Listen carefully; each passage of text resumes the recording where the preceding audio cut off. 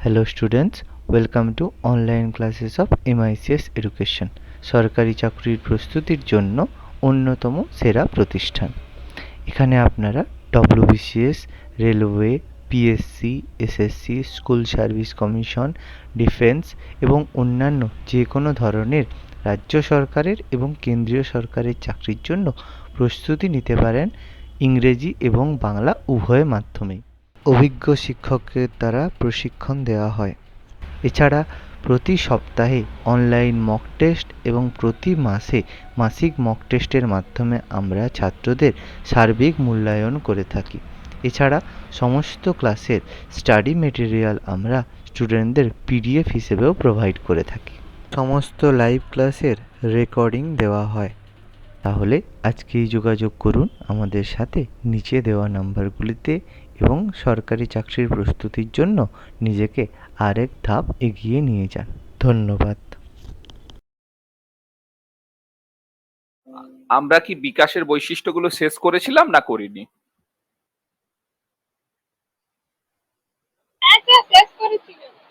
ওকে, পরিণমন শেষ হয়েছিল। পরিণমনের খালি ডেফিনেশন গুলো হয়েছিল, তাই তো? আজকে পরিণমন করানোর কথা ছিল। ওকে, দেখো, পরিণমনের সঙ্গে আমরা অনেকেই বৃদ্ধিকে গুলিয়ে ফেলি বা বিকাশকে গুলিয়ে ফেলি। পরিণমন শব্দটা ইংলিশ শব্দ জানো তোমরা, ম্যাচুরেশন। ম্যাচুরেশন শব্দটা ম্যাচিওর শব্দটার উদ্ভাবক বা ম্যাচুরেশন থেকেই ম্যাচিওর শব্দটা এসেছে। তোমরা নিশ্চয়ই কথাবার্তায় বলো বেশ ম্যাচিওর ছেলে, ম্যাচিওর মেয়ে, ওদেরকে ঠকানো যাবে না, ওরা পড়াশোনায় ভালো, ম্যাচুরিটি রয়েছে ওদের, হাতের লেখা খুব সুন্দর, ম্যাচিওর হাতের লেখা বা ম্যাচিওর ব্রেন, ম্যাচিওর ছেলে মেয়ে, ম্যাচিওর। এই যে ম্যাচুরেশন বা এই যে ম্যাচিওর ছেলে বা ম্যাচিওর মেয়ে, এটা আসে একটা সহজাত স্বাভাবিক প্রবৃত্তি থেকে, যেখানে প্রাণী কোনো সক্রিয়তার প্রয়োজন নেই। অর্থাৎ আমি তোমাকে একটা উদাহরণ দিলে তুমি ক্লিয়ার হয়ে যাবে। আমি বললাম শিখন, তোমাকে একটা শেখাচ্ছি। কি শেখাচ্ছি? চাইল্ড সাইকোলজি শেখাচ্ছি। এখানে শেখাতে গিয়ে তুমি সচেতন না থেকে অচেতন অবস্থায় রইলে, সক্রিয় না থেকে নিষ্ক্রিয় অবস্থায় রইলে, ঘুমিয়ে থাকলে। আমি যতই চিৎকার করি, যতই বকি, পড়াই, বারবার পড়াতে থাকি, তুমি কিন্তু কিছুই বুঝতে পারবে না। কিন্তু এই পরিণমন ব্যাপারটা এরকম, সেখানে প্রাণী চাক বা নাই চাক, প্রাণী সচেতন থাকুক বা অচেতন থাকুক, প্রাণী সক্রিয় থাকুক বা নিষ্ক্রিয় থাকুক,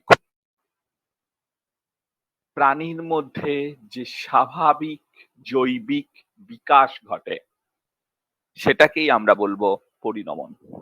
তাহলে পরিণমনের প্রপার ডেফিনিশন হতে পারে এটি একটি সহজাত সম্ভাবনাগুলির বাস্তবায়ন, যা একটি স্বাভাবিক প্রক্রিয়া। প্রাণীর কোনরূপ মানসিক অবস্থা বা শারীরিক অবস্থা বা দৈহিক অবস্থা বা কগনিশন মানে প্রজ্ঞার অবস্থা এতে প্রভাব বিস্তার করতে পারবে না। এবারে আসি এই পরিণমনের কি কি ক্যারেক্টারিস্টিক্স ধরে আমাদের কোশ্চেন হতে পারে। প্রথমেই আমি বলেছিলাম যে এটা একটা ডেভেলপমেন্ট প্রসেস, বিকাশমূলক প্রক্রিয়া। কিরকম বিকাশ? যেটা স্বাভাবিক সচেতনতার বিকাশ, কার্যকারিতা গুণ বৃদ্ধি পায় এর ফলে। একটা ছোট উদাহরণ দিই পরিণমনের, তাহলে তুমি বুঝতে পারবে। একটা শিশু, তুমি তাকে শেখাও বা না শেখাও সে হামাগুড়ি দেবে, তুমি তাকে শেখাও বা না শেখাও সে হাঁটতে পারবে, চলতে পারবে, এক সময় বিভিন্ন ভাবে সে খাবার তুলে নিজের মুখের মধ্যে নিয়ে যেতে শিখবে। তুমি শেখাও বা না শেখাও, সে চাক বা না চাক। কখনো এরকম শিশু তুমি দেখতে পাবে না যে সে কোনো রোগে আক্রান্ত নয় বাট হাঁটতে পারছে না। হাঁটা চলা এই সমস্ত গুলোই নির্ভর করে হাত বা পায়ের পেশির ম্যাচুরেশনের ওপর, অর্থাৎ পরিণমনের ওপর। তাহলে আমি আবারও রিপিট করতে পারি, সক্রিয়তা ভিত্তিক নয়। অনেক সময় কোশ্চেন দেখা গেছে বলছে কোন প্রক্রিয়াটি সক্রিয়তা ভিত্তিক নয় বা অ্যাক্টিভ ডিপেন্ডেন্ট নয়। No active dependent. বৃদ্ধি, বিকাশ, শিখন, পরিণমন। এখানে আমি একটু আগেই কি বলেছিলাম, প্রাণী সচেতন থাক অচেতন থাক কিসেও কিচ্ছু যায় আসে না। তাই যদি সক্রিয়তা ভিত্তিক নয় এই রকম পদ্ধতি বা এই রকম বিষয় খোঁজে, সেটাই হবে কি আমাদের এই পরিণমন। নেক্সট, শারীরিক ক্ষমতা অর্জনে সহায়ক। যখনই শিশুটা পরিণত হয়ে পড়বে তখনই শিশু তার পূর্বে শারীরিক ক্ষমতার তুলনায় অনেক বেশি ক্ষমতাশালী হবে। অর্থাৎ এই পরিণমনের ফলে শিশুর শারীরিক ক্ষমতা অনেকাংশে বৃদ্ধি পায়। এরপরে চলে আসছি, এটি একটি স্বাভাবিক প্রক্রিয়া, অর্থাৎ এর মধ্যে অস্বাভাবিকত্ব কিছু নেই।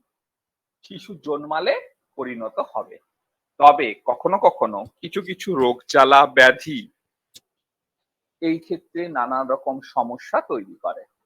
যেমন তাদের মধ্যে পলিও একটি খুব গুরুত্বপূর্ণ রোগ যা শিশুর পরিণমনে ব্যাঘাত ঘটায়। আবার বলছি, পলিও একটি গুরুত্বপূর্ণ রোগ যা শিশুর পরিণমনে ব্যাঘাত ঘটায়।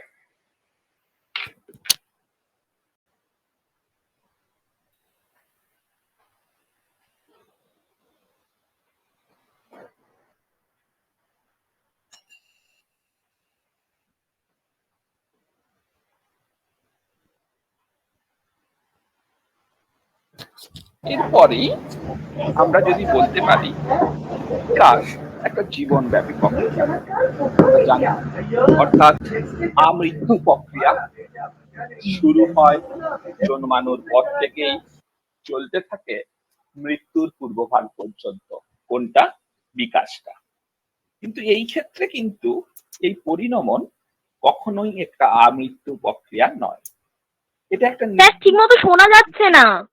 কোনো কোনো জীববিদদের মতে মাতৃগর্ভ থেকেই শুরু হতে থাকে, কিন্তু একটি নির্দিষ্ট স্টেজে নির্দিষ্ট এজে। স্যার শোনা যাচ্ছে না।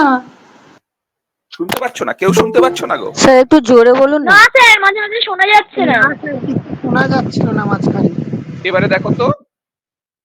স্যার এবার শোনা যাচ্ছে। ওকে, তার মানে পরিণমন কখনোই আমৃত্যু প্রক্রিয়া নয়, জীবনব্যাপী প্রক্রিয়া নয়। জীবনের একটি নির্দিষ্ট সময়ে এটি সমাপ্তি লাভ করে। এবারে তোমরা বলবে স্যার কতদিন চলে? আপনি বৃদ্ধির ক্ষেত্রে বলেছেন ছেলেদের এত মেয়েদের এত, পরিণমন কতদিন চলে? পরিণমন পরিবেশের ওপর অধিক পরিমাণ ডিপেন্ডেবল। অর্থাৎ বৃদ্ধি যেমন বংশগতির সঙ্গে পরিবেশ উভয়ের সঙ্গেই ডিপেন্ডেবল, কিন্তু বংশগতি আর পরিবেশের সঙ্গে পরিণমন বংশগতিতে এফেক্ট করে, বাট পরিবেশ আরো বেশি এফেক্ট করে। তাই সে কোন জলবায়ু অঞ্চলে রয়েছে, কিরকম খাবার খাচ্ছে, তার পারিপার্শ্বিক পরিবেশের অবস্থা কি রকম, এই বিষয়গুলোর উপর ডিপেন্ড করছে যে তার পরিণমনটা কত বছর পর্যন্ত চলবে। তো তবে অনুমান করা যায় ভারতীয় উপমহাদেশের ক্রান্তীয় আর্দ্র মৌসুমী জলবায়ুতে ছেলেদের ক্ষেত্রে পরিণমন প্রায় 30 বছর বয়স পর্যন্ত চলতে থাকে। মেয়েদের ক্ষেত্রে এই পরিণমন 25 বছর বয়সেই প্রায় স্তব্ধ হয়। এরপরে আমরা চলে যাই অনুশীলন নির্ভরতা। আমি বলেছিলাম যে জৈবিক প্রক্রিয়াগুলোর বেশিরভাগটাই অনুশীলন নির্ভর নয়, কিন্তু অনুশীলন তাকে প্রভাবিত করতে পারে। যেমন বৃদ্ধি, তুমি অনুশীলন করলে তবে বৃদ্ধি ঘটবে এইরকম ব্যাপারটা নয়। তবে তুমি যদি প্রত্যেকদিন জিমে যাও তোমার বৃদ্ধিটা ত্বরান্বিত হবে এবং সুস্থ স্বাভাবিক আকৃতি প্রদান পাবে তোমার পেশিগুলো। সেই রকম ভাবেই বিকাশের ক্ষেত্রেও অনুশীলনের কিছু কিছু প্রভাব রয়েছে। তবে পরিণমনের ক্ষেত্রে যেহেতু প্রাণীর কোনো ভূমিকা নেই, অর্থাৎ প্রাণী সক্রিয় থাকুক নিষ্ক্রিয় থাকুক কোনো ফ্যাক্টর নয়, সেই ক্ষেত্রে কিন্তু পরিণমনের ক্ষেত্রে অনুশীলনের কোনরূপ ভূমিকা থাকে না। সম্পূর্ণভাবে অনুশীলন নিরপেক্ষ একটি প্রক্রিয়া। তার মানে তোমরা আরো ভালো করে মনে রাখবে যে অনুশীলন নিরপেক্ষ প্রক্রিয়া বলতে সবচেয়ে আগে যদি অপশনে পাও ম্যাচুরেশন বা পরিণমন, সেইটি কিন্তু দাগ দেবে। যদি বলে কোন প্রক্রিয়াটি অনুশীলন নিরপেক্ষ, অনুশীলন দ্বারা প্রভাবিত হয় না, অ্যান্সারটা হবে কিন্তু পরিণমন। এরপরে আমরা চলে যাব এই পরিণমন বিষয়টাতে শিক্ষাক্ষেত্রে এর যে কি গুরুত্ব সেটা আমরা আরো পরের টপিকে যাব। তার আগে আমরা একটু দেখে নিই পরে আছে বিকাশের স্তর। দেখো, বিকাশ একটা আপেক্ষিক ধারণা মাত্র, অতএব তার প্রকৃত স্তরভেদ আজ পর্যন্ত করা যায়নি। অর্থাৎ শিশুর বৈশিষ্ট্য ঠিক কবে চেঞ্জ হয়, কবে সে শিশু সুলভ আচরণ থেকে ব্যক্তি সুলভ আচরণ করতে শুরু করে, সেটা বোঝা সম্ভব নয়। কারণ এইরকম ব্যাপার নয় যে আজকে সে শিশু ছিল কালকে ব্যক্তিতে পরিণত হয়ে গেছে। তাই প্রকৃত পরিমাণ প্রকৃতভাবে এদের মানদণ্ডটা, এদের বয়সকালটাকে চিহ্নিত করা সম্ভব হয়নি।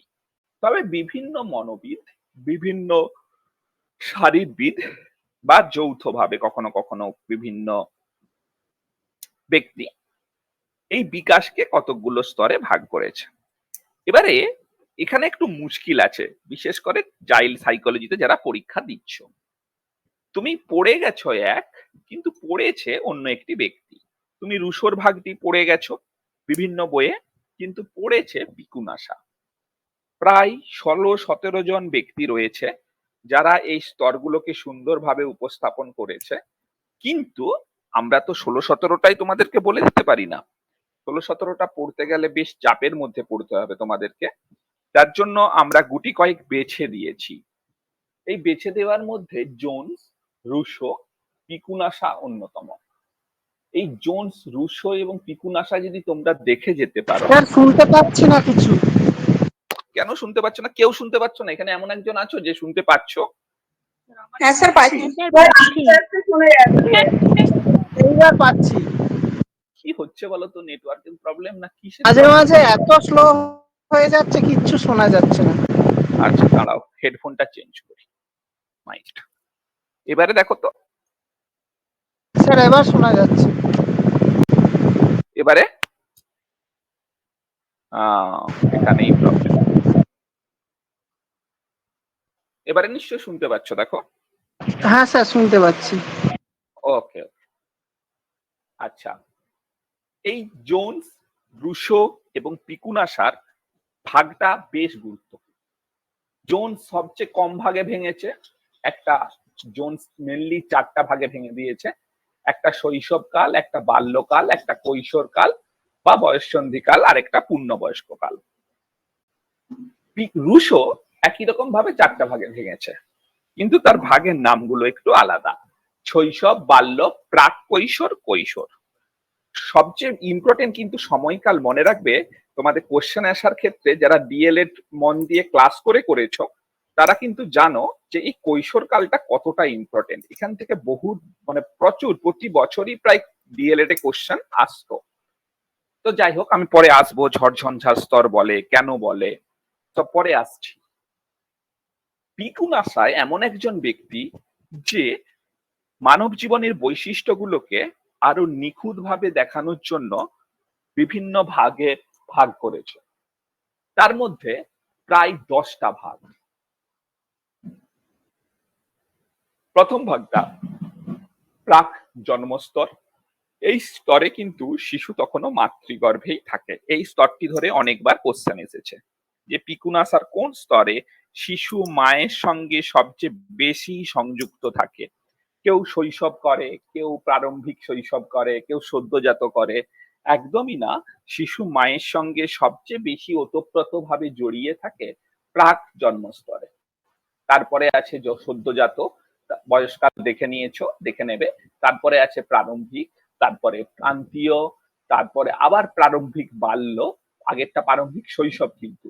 তারপর মধ্য বাল্য, তারপর প্রান্তীয় বাল্য, তারপর যৌবন, তারপর প্রাপ্তবয়স্ক, একদম লাস্টেরটা আমাদের বার্ধক্য। এই যে স্তরগুলো, এই স্তরগুলোর বয়সকালটা খুব ইম্পর্টেন্ট। বয়সকালটা সম্পর্কে খুব ভালো যেন ধারণা থাকে, না হলে কিন্তু অসুবিধা হবে। আচ্ছা বলো তো, বলছে 21 বছর 2 মাসের শিশু কোন স্তরে থাকবে পিকুনাশার মতে? ভেবে উত্তর দিবে, স্ক্রিনে দেখতে পাচ্ছ তোমরা।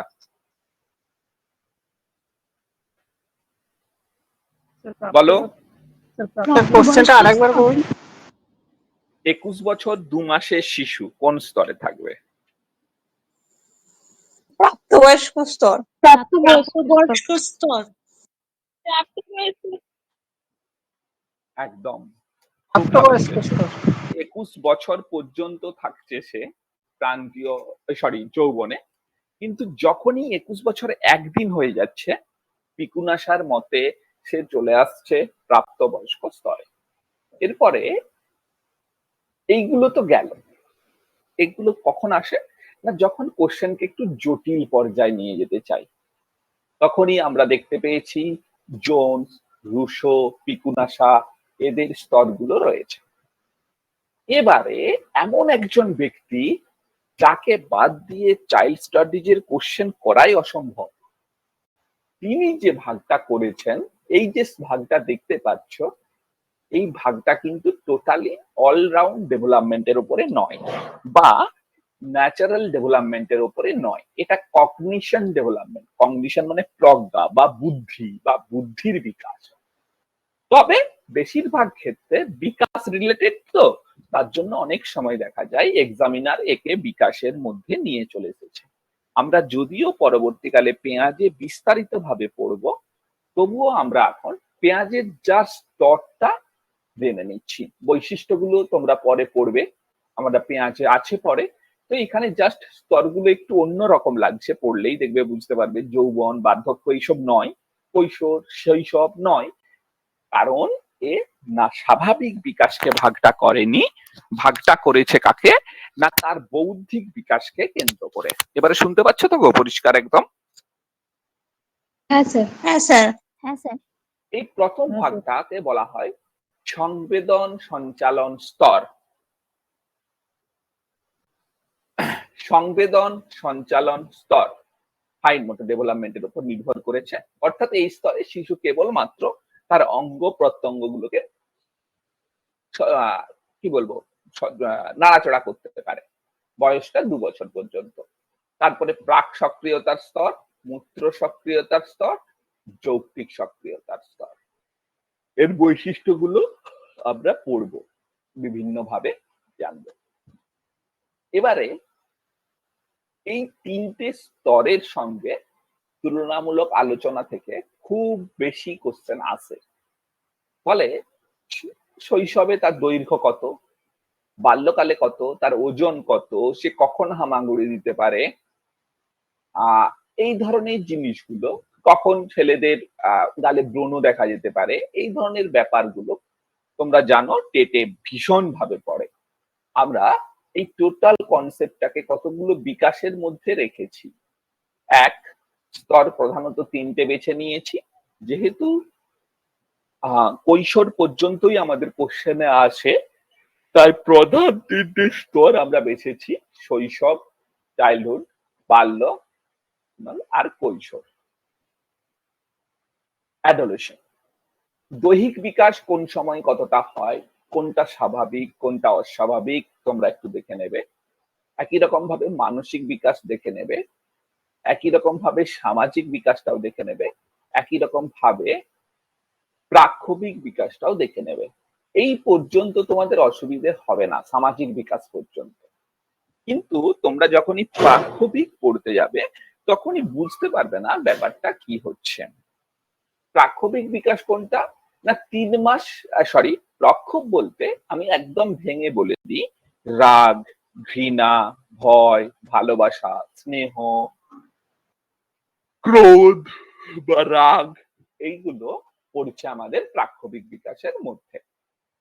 প্রধানত 3 মাস বয়স থেকে শিশুর মধ্যে প্রাক্ষবিক বিকাশ শুরু হয়। এই টার্মটি খুব মন দিয়ে পড়বে। আমি আবারও বলে দিচ্ছি, এই টার্মটি খুব মন দিয়ে পড়বে যে 3 মাস বয়স থেকে প্রাক্ষবিক বিকাশ শুরু হয়। আমি দেখেছি প্রচুরবার সিটেটেও, ডব্লিউবি টেটেও, ওয়েস্ট বেঙ্গল টেটেও এসেছে কোন বয়স থেকে শিশুর প্রাক্ষবিক বিকাশ শুরু হয়। তবে এই সময় শিশু আনন্দ, স্বাচ্ছন্দ্য অনুভূতিটাকে প্রাধান্যতা দেয়। আনন্দের যে প্রক্ষোভ সেটা মোটামুটি 6 মাস বয়সে ক্লিয়ারলি শিশু বুঝতে পেরে যায় যে কোনটাই তার আনন্দ হচ্ছে, কোনটাই তার দুঃখ বা কষ্ট হচ্ছে। বুঝতে পারে বলেই তাকে খিদে পেলে সে কাঁদে, তাকে কেউ ভালোবাসলে, তার সামনে কেউ ঝুনঝুনি জাতীয় শব্দ করলে, তাকে কেউ কোলে নিয়ে ওপরে তুলে ছুঁড়লে বা ধরে নিলে, অর্থাৎ সে কিন্তু হাসে। এবারে এখানে একটা খুব সুন্দর লজিক আছে। শিশু কোনটা আনন্দ আর কোনটা নিরানন্দ বা ভয় বা কোনটা দুঃখ সেটা বুঝতে পারে বলেই শিশুকে যখন পরিচিত ব্যক্তিকে ওপরে ছুঁড়ে বারবার ধরে নিতে থাকে তখন শিশু আনন্দ প্রকাশ করে। যখন অপরিচিত ব্যক্তি তাকে ওপর দিকে ছুঁড়ে, সে শিওর থাকে না তাকে ধরা হবে না মাটিতে পড়ে আছাড় খাবে সে, বা তাকে লাগবে, সে পেন পাবে। এই জন্যই কিন্তু সে কাঁদতে থাকে। কোশ্চেন এই ব্যাপারটা পুরো তুলে দেয়, তুলে দিয়ে বলে এটি শিশুর 6 মাস বয়সে দেখা যায়, 12 মাস বয়সে দেখা যায়, 2 বছরে দেখা যায়, 5 বছরে দেখা যায়। তোমরা দাগ দেবে 6 মাস বয়স থেকে দেখা যায়। নেক্সট, বাল্যকালের শেষ দিকে এই টোটাল ব্যাপারটার মধ্যে সোশ্যালাইজেশন প্রসেসটা ঢুকে যায়। অর্থাৎ তার সামাজিক পরিস্থিতি অনুযায়ী ছেলেমেয়েরা এই সময় আবেগকে নিয়ন্ত্রণ করতে শেখে। অর্থাৎ সমাজ যেটাকে বেস্ট বলে সে সেটা করার চেষ্টা করে, সমাজের চোখে যেটা খারাপ সে সেটাকে অপরাধ বলে গণ্য করে। একদম এরপরে চলে যাচ্ছি কৈশোরে। এই বয়সের ছেলে মেয়েদের কিন্তু গৃহ, বিদ্যালয়, সমাজে নূতন নূতন ভূমিকা পালন করতে দেখা যায় এবং বিপরীত লিঙ্গের প্রতি যে টান, যে প্রক্ষোভ, সেটা কিন্তু এই বয়স থেকেই চলে আসে। এরপরে কতগুলো তোমরা উক্তি দেখেছো বারবার পরে। কে বলেছে? মনোবিজ্ঞান হলো চেতনার বিজ্ঞান, মনোবিজ্ঞান হলো মনের বিজ্ঞান, বয়ঃসন্ধিকাল হলো ঝড়ঝঞ্ঝার স্তর। এই ধরনের যে ব্যাপারগুলো, সেই ব্যাপারগুলো ডেফিনেশন বা স্পিচ পড়ে যে বলে উক্তিটি কার। ছাত্রছাত্রীরা কনফিউশনে ভুগতে থাকে। শিক্ষা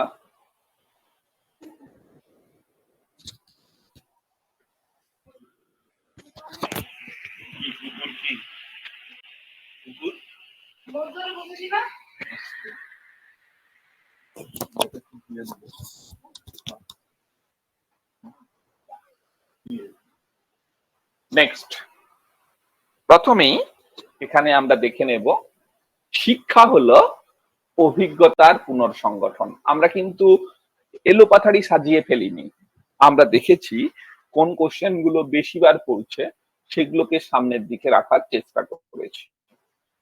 শিক্ষা হলো অভিজ্ঞতার পুনর্সংগঠন, বক্তব্য ডিউ।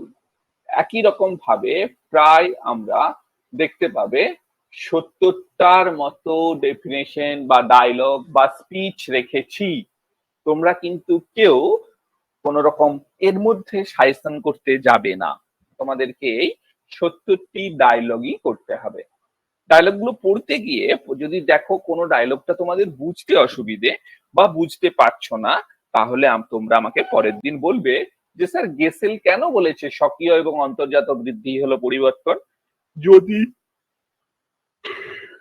কোনো স্পিচে বুঝতে অসুবিধা থাকে। স্যার সাউন্ডটা এখন একটু প্রবলেম হচ্ছে। আবার দেখো ক্লিয়ার হয়ে গেছে নিশ্চয়ই? হ্যাঁ স্যার। মানে এখানে অবস্থাটা কি প্রবলেম হচ্ছে না তো, হেডফোনের তারটা দুলছে, যখনই দেখছি বেশি দুলছে তখনই দেখছি সাউন্ডটায় প্রবলেম আসছে। তোমরা নক করে দেবে, আমি ঠিক করে নিচ্ছি।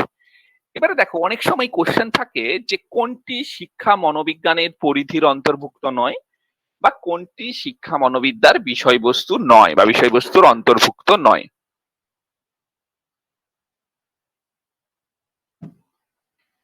এবারে তার আগেই আমাদেরকে জেনে নিতে হবে কোন কোন বিষয়গুলো শিক্ষা মনোবিজ্ঞানের অন্তর্ভুক্ত। কোন কোন বিষয়গুলো শিক্ষা মনোবিজ্ঞানের অন্তর্ভুক্ত? অন্তর্ভুক্ত বিষয়গুলো যদি আমরা জেনে নিই তাহলে কোনগুলো অন্তর্ভুক্ত নয় সেটা আমরা ইজিলি বুঝতে পারবো। প্রথম অন্তর্ভুক্ত সবচেয়ে বেশি যে জিনিসটার উপর গুরুত্ব দেওয়া হয় সেটা হচ্ছে শিশুর মন। দ্বিতীয়টা শিখন প্রক্রিয়া। তৃতীয়টা প্রাথমিক ও মানসিক উপাদান। চতুর্থ বিকাশের ধারা। পঞ্চম ব্যক্তি সত্তার বিকাশ। পার্সোনালিটিকে ব্যক্তি সত্তা বলে, একটু মাথায় রেখো পার্সোনালিটি। শিখন সঞ্চালন, ব্যক্তি স্বাতন্ত্র্য, পরীক্ষা ও মূল্যায়ন, পরিসংখ্যা ও রাশিবিজ্ঞান, মানসিক স্বাস্থ্য, অপরাধ প্রবণতা, অপসঙ্গতিমূলক আচরণ,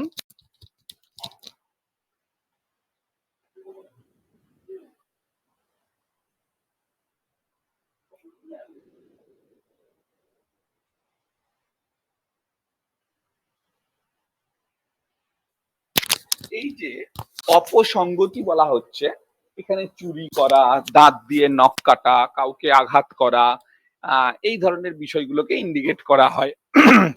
অভিযোজনমূলক প্রক্রিয়া, শিখনের প্রতিকূল অবস্থা, নির্দেশনা ও পরামর্শ দান, ব্যতিক্রমী শিশু, শিক্ষা ও মনোবিজ্ঞানের গবেষণা, শ্রেণীকক্ষ পরিচালনা। এই সমস্ত বিষয়গুলো শিক্ষা মনোবিদ্যার স্কোপের মধ্যে পড়ছে।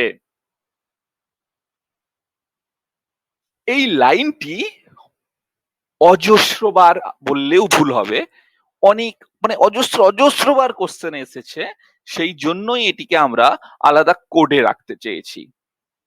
মানসিক শক্তি মতবাদ একটা থিওরি, যে থিওরিটা তোমাদের কিন্তু আউট অফ সিলেবাস, তোমাদের টেটের সিলেবাসে ইভেন প্রাইমারি বা আপার প্রাইমারিতেও নেই। তবু এখান থেকে দেখা যায় এই তিনটে এর ফ্যাক্টর চায় যে মানসিক শক্তি মতবাদ অনুসারে তিনটি পারস্পরিক সম্পর্কযুক্ত শক্তি কি কি। এক, কারণ নির্ণয় বা বোধগম্যতা। দুই, অনুভূতি, আবেগ, আসক্তি বা আকাঙ্ক্ষা। তিন, ইচ্ছা শক্তি। এই ব্যাপারগুলো এখানে কিন্তু মাথার মধ্যে রাখবে। এই তিনটে বিষয় একে অপরের সঙ্গে সবচেয়ে কাছাকাছি জড়িত। অনেক সময় দিয়ে দেয় যে কোনটি নয়, এই তিনটে বাদে তোমরা একটাতে দাগ দেবে।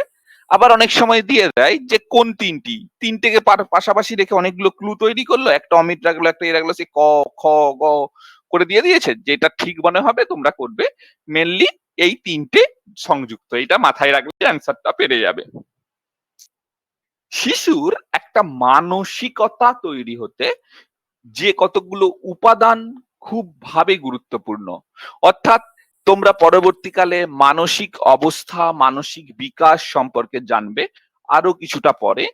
তবে আমরা আগে দেখে নিই যে শিশুদের যে মন, সেই মন বা মানসিক বিষয়টার যে প্রধান প্রধান উপাদান সেগুলো কি কি। এক, প্রবৃত্তি। দুই, প্রবৃত্তিমূলক কর্ম। তিন, তাৎক্ষণিক ক্রিয়া। চার, প্রক্ষোভ। পাঁচ, চাহিদা। ছয়, মনোযোগ। সাত, অনুরাগ। আট, বুদ্ধি। নয়, স্মৃতি। 10, বিস্মৃতি। 11, সৃজনশীলতা। এখানে মনে রাখতে হবে প্রত্যেকটির ইংলিশ টার্ম কিন্তু খুব গুরুত্বপূর্ণ, খুব খুব খুব গুরুত্বপূর্ণ। ইংলিশ টার্ম গুলো মনে রাখবে, বিশেষত মনোযোগ, অ্যাটেনশন, সৃজনশীলতা, ক্রিয়েটিভিটি, এগুলো, বুদ্ধি, ইন্টেলিজেন্সি, এই বিষয়গুলো। এবারে দেখো, আমি বলেইছিলাম শিক্ষা মনোবিজ্ঞান ইজ এ সায়েন্স, একটা বিজ্ঞান। তাহলে বিজ্ঞান, যে বিজ্ঞান তার নিজস্ব কিছু তো পদ্ধতি থাকেই, মৌলিক পদ্ধতি তো থাকেই, এছাড়া অন্যান্য বিষয় থেকেও সে তার বিভিন্ন পদ্ধতি নিয়ে, বিভিন্ন প্রকল্প নিয়ে তার তথ্য বিশ্লেষণ, তথ্য গ্রহণ, তথ্য বিশ্লেষণ এবং সিদ্ধান্ত গ্রহণ প্রক্রিয়াটা চালিয়ে যায়। অনেক সময় কোশ্চেন থাকে শিক্ষা মনোবিজ্ঞানের প্রধান পদ্ধতিগুলি কি কি। প্রধান পদ্ধতি চারটা। এক, পর্যবেক্ষণমূলক পদ্ধতি। দুই, 3 পরীক্ষণ পদ্ধতি, 4 সিদ্ধান্ত গ্রহণ পদ্ধতি, আর নেক্সট বিশেষ পদ্ধতি। তার মানে আবারও বলছি, পর্যবেক্ষণ, পরীক্ষণ, সিদ্ধান্ত গ্রহণ আর বিশেষ পদ্ধতি, এইগুলো হচ্ছে এর পদ্ধতির মধ্যে পড়ে। এবার এই এক একটা পদ্ধতিকে আবার কতগুলো উপবিভাগে ভাগ করা যায়। যেমন পর্যবেক্ষণের ক্ষেত্রে ব্যক্তি নির্ভর বা অন্তর্দর্শন, বস্তু নির্ভর বা নৈবিত্তিক। পরীক্ষণের মধ্যে একদল, সমদল। সিদ্ধান্ত গ্রহণের মধ্যে 4টা পদ্ধতিতে সিদ্ধান্ত গ্রহণ করা হয়, একটা যুক্তি নির্ভর, একটা অভিজ্ঞতা নির্ভর, একটা বিশ্লেষণাত্মক, আর একটা রাশিবিজ্ঞান সম্মত। আর একটা বিশেষ পদ্ধতি, যারা জিওগ্রাফিতে আছো তারাও এই রাশিবিজ্ঞানটা জানো, আর্টস এর কথা বলছি, ম্যাথামেটিক্স এর সায়েন্সে তো আছেই, এবং যারা এডুকেশন রেখেছিলে তারাও জানো। এই বিশেষ পদ্ধতির মধ্যে রয়েছে জেনেটিক বা ক্রমবিকাশ পদ্ধতি, মেকানিক্যাল বা ট্রিটমেন্ট পদ্ধতি, নেক্সট এটাকে মেডিসিন ওয়ে বলা হয়, এটা তুলনামূলক পদ্ধতি, আর একটা হচ্ছে কেস স্টাডি পদ্ধতি। এবারে সর্বপ্রথম যেই পদ্ধতিটা থেকে সবচেয়ে বেশি কোশ্চেন আসে সেটা হচ্ছে কেস স্টাডি পদ্ধতি। কিন্তু কেস স্টাডি সম্পর্কে বিশাল কিছু তোমাদের জানার দরকার নেই, তবে জাস্ট এইটুকু জেনে রাখো, শিশুর আচার আচরণগুলোকে আমরা লিপিবদ্ধ করি, পরবর্তীকালে সেই যে লিপিবদ্ধ পাঠ সেটাকে বিশ্লেষণ করে যে তথ্য পাওয়া যায় বা যে পদ্ধতিতে শিশুর আচরণটাকে বিশ্লেষণ করা যায় তাকেই আমরা বলবো কেস স্টাডি পদ্ধতি। কেস স্টাডির কতগুলো ধাপ আছে। একটা, ব্যক্তিকে পর্যবেক্ষণ করা হয়, দ্বিতীয়ত প্রকল্প গঠন করা হয়, তৃতীয়ত প্রকল্প পরীক্ষা বা যাচাই করা হয়, 4 প্রতিকারের পদক্ষেপ গ্রহণ করা হয়। যদি এর মধ্যেও কোন রকম উপকারিতা না পাওয়া যায়, কোন রকম ফল বা ফলাফল না বোঝা যায়, তখন এই প্রক্রিয়াটাকে পুনরায় রিপিট করানো হয়, সেটাকে বলা হয় পুনর্পর্যবেক্ষণ। তার মানে একটি কেস স্টাডি মোটামুটি 5টা স্তরে লিপিবদ্ধ। 1 ব্যক্তিকে পর্যবেক্ষণ করা হয়, 2 প্রকল্প গঠন করা হয়, 3 প্রকল্পকে পরীক্ষা বা যাচাইকরণ করা হয়, 4 প্রতিকারের পদক্ষেপ করা হয়, কিভাবে প্রতিকার করা যাবে পদক্ষেপ করা হয়, 5 পুনর্পর্যবেক্ষণ করা হয়। এখান পর্যন্ত তোমাদের যদি এক্সট্রা কিছু জানার থাকে আমাকে আগে বলো যে স্যার এখানটা বুঝতে পারছি না, তারপরে আমি আবার একটু এগোবো। এখান পর্যন্ত কারো অসুবিধে, যে এই শিক্ষা মনোবিদ্যার পদ্ধতিগুলো বা কেস স্টাডি বিষয়টা নিয়ে কারো কিছু প্রবলেম আছে না, একটু বুঝতে পেরেছো?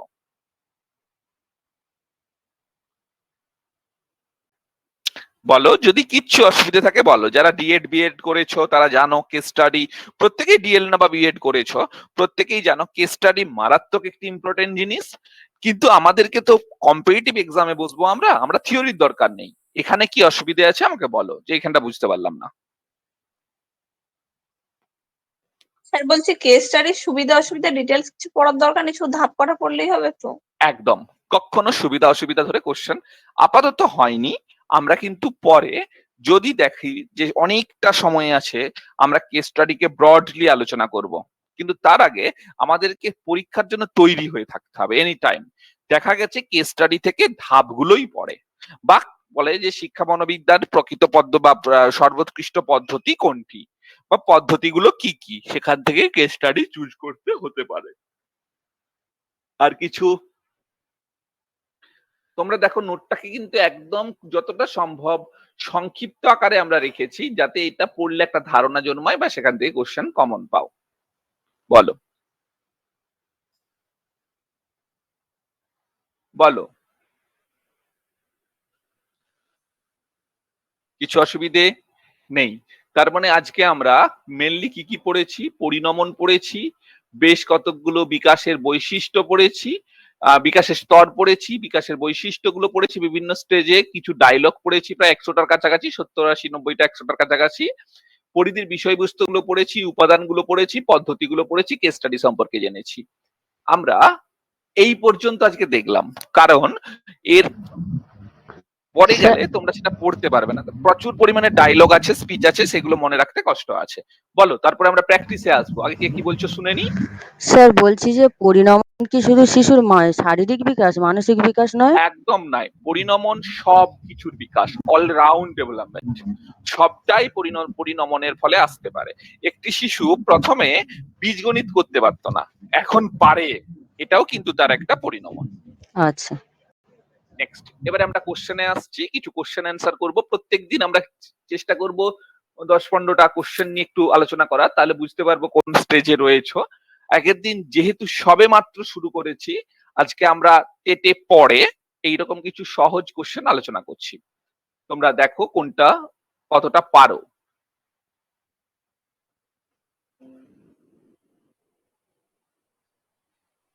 এটাকে না করে এটা থেকে করি, সুবিধে হবে।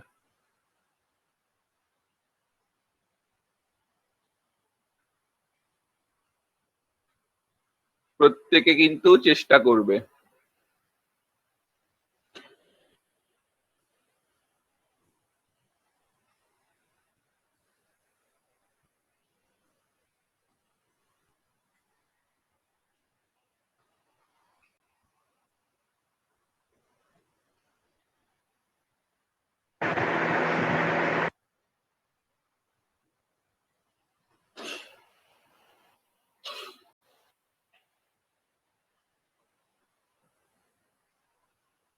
কোন প্রক্রিয়াটি একটি নিরবিচ্ছিন্ন জীবনব্যাপী প্রক্রিয়া? স্যার বিকাশ। বিকাশ হবে স্যার।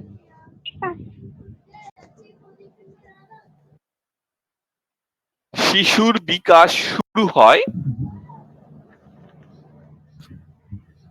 মাতৃগর্ভ, জন্মের পরবর্তী স্তর, 2 বছর বয়স থেকে, 15 বছর বয়স থেকে।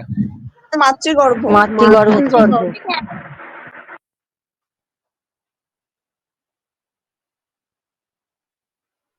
বিকাশের প্রধান দুটি উপাদান হলো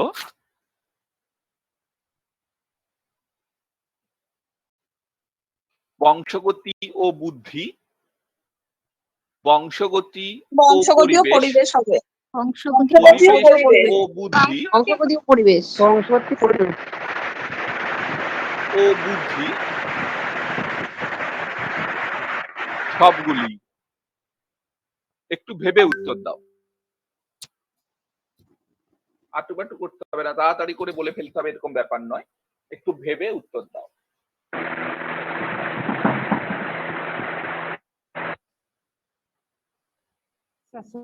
বংশগতি ও পরিবেশ। বংশগতি ও পরিবেশই হবে স্যার। একদম ঠিক বলেছো, বংশগতি পরিবেশই হবে, কখনো কনফিউজড হবে না, সবগুলি দেবে না। বৃদ্ধি যদি কারণ হয়, বিকাশ তার ফল স্যার ফল। ফল হবে।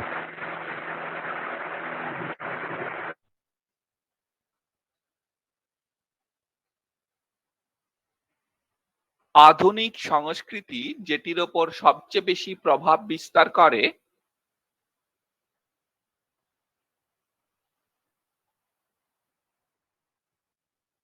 যেটির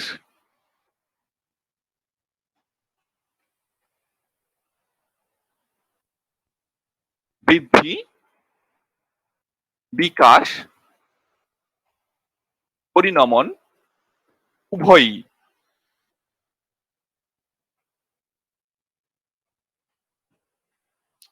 একটু ওখানটা জেটিস নয়, একটু ভালো করে শুনে নাও কোশ্চেনটা। আধুনিক সংস্কৃতি, মডার্ন কালচার, যেটির ওপর সবচেয়ে বেশি প্রভাব বিস্তার করে। বিকাশ হবে। স্যার উভয়টা কি বিষয়টা বুঝলাম না।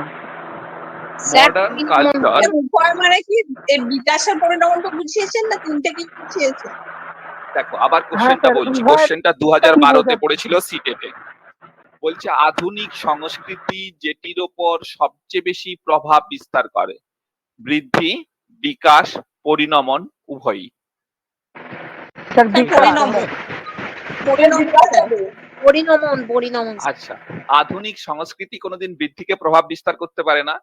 যে বৃদ্ধিকে পারে না সেও পরিণমনকেও পারে না। পরিণমন একটা সক্রিয়মূলক কোনো প্রক্রিয়া নয়, প্রাণী সচেতন হলেই হবে, সংস্কৃতিবান হলেই হবে এরকম ব্যাপার নয়। কিন্তু বিকাশটা আধুনিক সংস্কৃতি দ্বারা প্রভাবিত হয়। তুমি একটা শিশু দেখা যাচ্ছে যে প্রচুর পরিমাণে কার্টুন দেখে, দেখা যাবে তার চরিত্রের মধ্যে, তার হাঁটা চলার মধ্যে, কথা বলার স্টাইলের মধ্যে কার্টুনের ভাবগুলো প্রকাশ পাচ্ছে। বিভিন্ন চারিত্রিক দিক থেকে সে বিভিন্ন সময় কার্টুনের চরিত্রগুলোকে তুলে আনছে। এটা বৃদ্ধি বা পরিণমন কোনোটাই নয়, এটা কিন্তু বিকাশ। দারিদ্রতা সবচেয়ে বেশি প্রভাব বিস্তার করে কোন বিষয়টির ওপর? অ্যান্সার গুলো বলে দিতে হবে, বলে দিচ্ছি। বৃদ্ধি, বিকাশ, বৃদ্ধির ওপর। পরিণমন, বৃদ্ধি উভয়। স্যার, বৃদ্ধি। বৃদ্ধির ওপর। একদম বৃদ্ধির ওপর, খুব সুন্দর বলেছো, বৃদ্ধির ওপর।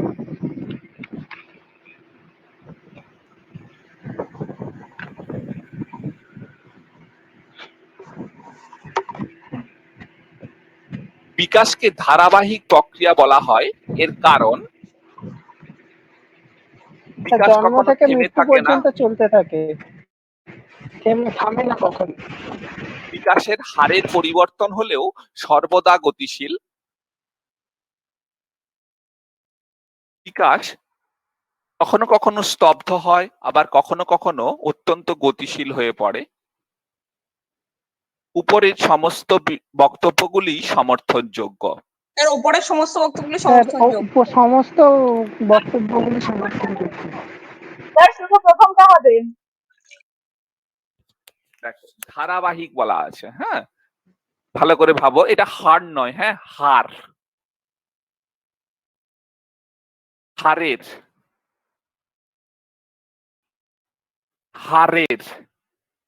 ধুৎ, আচ্ছা হার, হার পড়ো তো, হারটা ছাড়ো, বলো কোনটা হবে? ধারাবাহিক বলেছে কেন? স্যার বিকাশের এটা হারের হবে, পরিবর্তন এটা হলেও হবে, সর্বদা বিকাশ গতিশীল কখনো থেমে থাকে এতক্ষণে না। বলেছে, এতক্ষণে ঠিক বলেছো।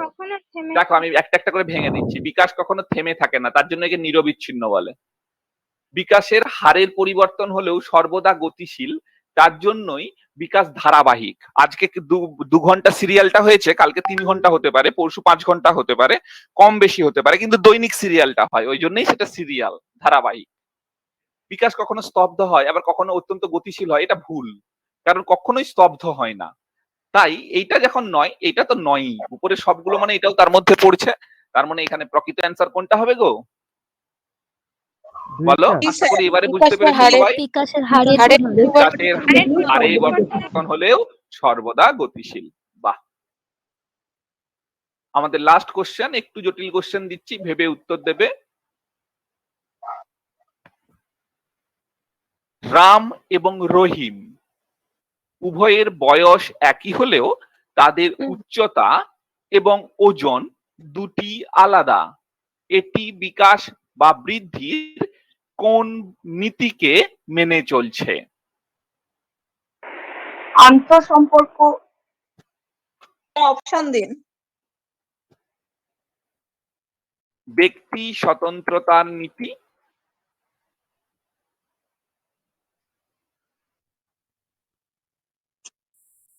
ব্যক্তির ধারাবাহিকতার নীতি, পরিবেশের ভূমিকায় বিকাশ প্রভাবিত, বংশগতির ভূমিকায় বিকাশ প্রভাবিত। স্যার অপশন ডি, বংশগতির বংশগতির ভূমিকায় বিকাশ ভাবো না, একটু ভাবো না, আমি তো প্রথমেই বললাম লাস্ট কোশ্চেন একটু জটিল কোশ্চেন। স্যার ব্যক্তি স্বাতন্ত্রতার নীতি এ হবে স্যার, কারণ সবার ইন্ডিভিজুয়াল ডিফারেন্স, স্বতন্ত্রতার নীতি হবে স্যার। সবার ইন্ডিভিজুয়াল ডিফারেন্স আছে। একদম ঠিক বলেছো, ব্যক্তি স্বতন্ত্রতার নীতিটাই গুরুত্বপূর্ণ। ওকে, আমরা আজকে পড়েছি যেটা পরিণমন, আচ্ছা, তারপর তোমার স্তর, তারপরে মনোবিদ্যার বৈশিষ্ট্য, এই সরি পরিধি, আর সবের শেষে আমরা পড়ে নিয়েছি কিছু ডায়লগ এবং তার পদ্ধতিগুলো। পরের দিন আমরা ডায়লগ গুলো স্যার আমি নিয়ে একটা আলোচনা করব। কথা বলছি। বলো বলো বলো বলো। স্যার বলছি এই অপশনটা ভুল ছিল না, বংশগতি কথাটা, কারণ স্যার হাইট তো কিছুটা আমাদের জিনের উপরও নির্ভর করে।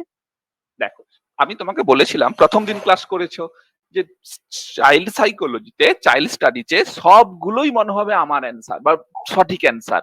এবার আমি একটা একটা করে ক্লিয়ার করে দিচ্ছি লজিক্যালি কেন ব্যক্তি স্বতন্ত্রতার নীতি বলা হয়। ব্যক্তির ধারাবাহিকতার নীতি বলে বিকাশের কোনো বৈশিষ্ট্যই নেই। এই টাইপের, এটা বাদ গেল। পরিবেশের ভূমিকা বিকাশকে প্রভাবিত করে, 100% ঠিক। কিন্তু রাম এবং রহিম যে একই পরিবেশে নেই সেটা তোমাকে কে বলেছে? একই পরিবেশেও থাকতে পারে।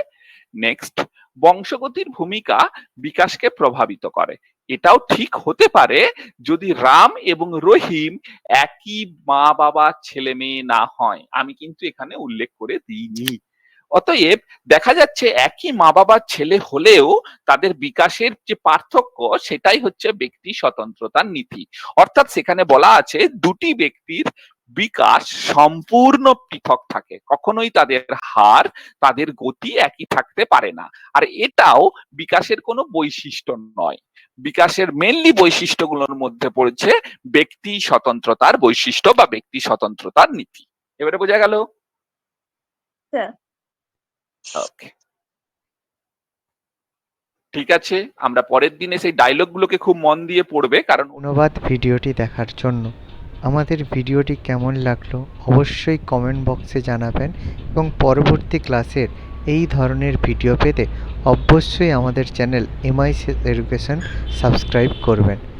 ধন্যবাদ।